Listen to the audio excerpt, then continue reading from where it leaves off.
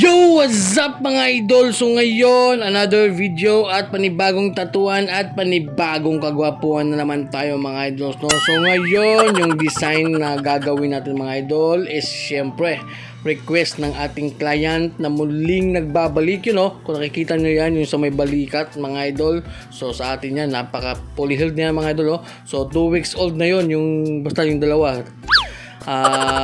Bumalik siya parang patato ng parang dice to mga idol, yung rich west, si Idol Kembal. Shout out Idol, napaka-stig na client mga idol. So naka-start na pala kami dyan mga idol. Syempre yung mga needles na ginamit natin dito mga idol is tatlong size.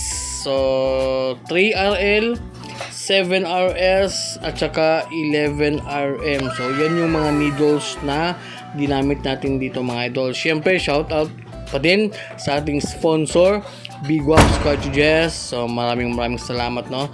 So dyan mga idol, syempre yun nga, nagsishading na tayo dyan mga idol. So gamit yung ating 11RM. So natapos na pala tayo mga idol. So napakabilis ng ating video.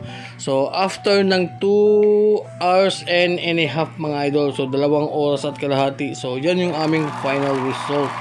So kung titingnan niyo, napakalinis na mga idol. So madaling tingnan mga idol pero napakahirap gawin. So yun lang ating video mga idol, and God bless.